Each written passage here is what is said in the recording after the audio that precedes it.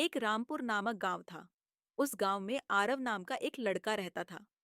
आरव 16 साल का था और उसे अजीबोगरीब जगहों की खोज करने का बहुत शौक था। जहां और लोग डरते थे, वहीं आरव रोमांच ढूंढ। आरव की माँ सीमा बहुत ही साधारण और दयालु महिला थी।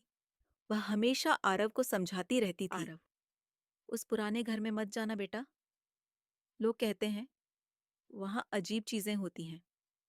मुझे अच्छा नहीं लगता जब तू ऐसे खतरनाक जगहों पर जाता है। अरे माँ, वो सब बस अफवाह है। मुझे तो बस रोमांच चाहिए। डर की बातें गांव वाले। आरव के पिता रामनाथ गांव में किसान थे। उनका स्वभाव सख्त था, पर दिल से वे अपने बेटे से बहुत प्यार करते थे। उन्हें लगता था कि आरव पढ़ाई पर ध्यान देने के बजाय बेमतलब की जगहों में भटकता रहता है।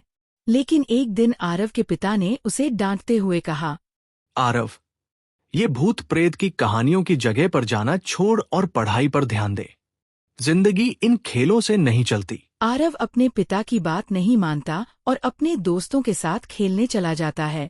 तभी उसका दोस्त उसे उकसाने लगता है और कहता है कि क्यों आरव, तू तो बड़ा बहादुर बनता है ना। सब कहते हैं उस पुराने घर में भूत रहता है, पर तू कभी अंदर गया क्या? अरे, अभी तो नहीं गया, पर अगर चाहो तो मैं जा सकता हूँ। हिम्मत है तो आज रात को जाकर दिखा और साथ में कैमरे में वीडियो भी रिकॉर्ड करके लाना। ठीक है, आज रात मैं उस घर में जाऊंगा और वीडियो भी लाकर दिखाऊंगा। फिर देखना कौन डरपोक है। आरव ने जल्दी जल्दी में हामी तो भर दी, लेकिन उसे अभी भी डर लग रहा था, क्योंकि यह वही घर था जिसके पास जाने से आरव के माता पिता ने मना किया था। साथ ही उस घर के बारे में काफी डरावनी बातें भी होती थीं।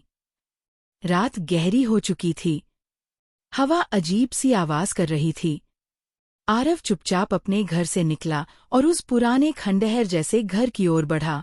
उसके कदम भारी हो रहे थे, पर जिद उसे आगे खींच रही थी। घर अंदर से अंधेरा और सन्नाटे से भरा था। हर कोना मानो कुछ छुपा रहा था। फिर भी आरव ने डरते डरते घर के अंदर कदम रखा। अचानक आरव को सीढ़ियों के नीचे छोटा लकड़ी का दरवाजा नजर आता है। ये दरवाजा मैंने कभी नहीं देखा। कमरे के अंदर काफी अंधेरा था, सिर्फ चांद की हल्की रोशनी आ रही थी। जैसे ही आरव पीछे मुड़ता है, दरवाजा गायब हो जाता है। अरे, दरवाजा कहाँ गया? अभी तो यही था। दीवार पर लाल अक्षरों में धीरे धीरे शब्द उभरते हैं, तुम सातवें हो। बाकी कभी नहीं लौटे। आरव बोला। सातवां और बाकी कौन?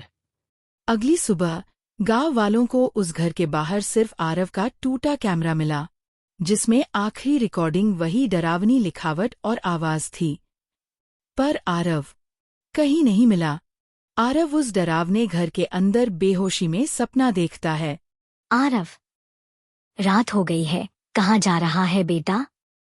माँ, बस 5 मिनट में आता हूँ। दोस्तों ने चैलेंज दिया है वीडियो शूट करने का। रात को बाहर मत जाया कर। वो पुराना घर ठीक नहीं है। लेकिन असल में आरव के माता पिता आरव को बहुत फोन लगाने की कोशिश कर रहे थे। फोन क्यों नहीं उठा रहा आरव? मैं कॉल कर रहा हूँ, लेकिन नंबर स्विच ऑफ बता रहा है। कहो अमन, तुमने या पंचायत क्यों बुलाई? मैंने या पंचायत इसलिए बुलाए हैं क्योंकि मेरा बेटा आरव कहीं नहीं मिल रहा है। मुझे डर लग रहा है कहीं वह पुराना घर तो नहीं गया। नहीं, वो घर अब बंद है। अब तो पुलिस को ही बुलाना पड़ेगा। नहीं नहीं, पुलिस को मत बुलाना, नहीं तो वह हमें उठा कर ले जाएगी। क्यों? क्योंकि हमने ही आरव को उस पुराने डरावने घर के अंदर जाने के लिए उकसाया था। आरव के दोस्तों की ये बात सुनकर आरव के पिता गुस्से से आग बबूला हो गए और उन्होंने तुरंत पुलिस को बुलाया। पुलिस के आते ही गांव के सरपंच उनसे बात की और आरव के गुम होने के बारे में सब बता दिया। तब यह बात भी सामने आई कि गांव के 5 बच्चों का अपहरण हुआ है, जो उसी भूतिया घर के पास से हुआ था। गांव के सरपंच ने पुलिस को वह आरव का टूटा हुआ कैमरा भी दिया और पुलिस ने उस डरावने घर के पास छानबीन करना शुरू कर दिया। लेकिन पिछली रात आरव के साथ कुछ ऐसा हुआ था। मैं यहाँ कैसे पहुंचा?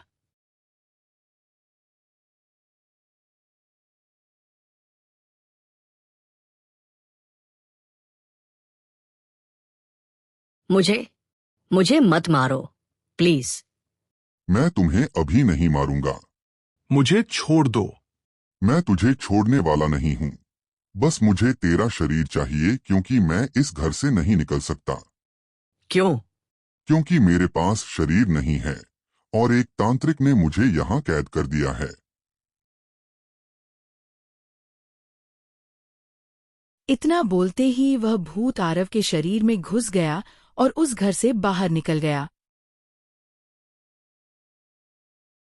वह भूत गांव के एक घर में जाता है और दरवाजा खटखटाता है। राहुल भाई, मुझे मदद चाहिए। दरवाजा खोलो।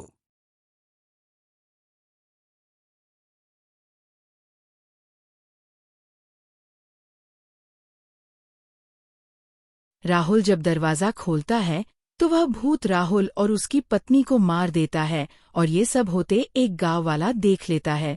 यह देखकर भोला सरपंच को फोन करता है। हेलो सरपंच जी, वो आरव भूत बन चुका है। क्या? ये क्या बोल रहे हो तुम? हाँ सरपंच जी, मैं सच कह रहा हूँ।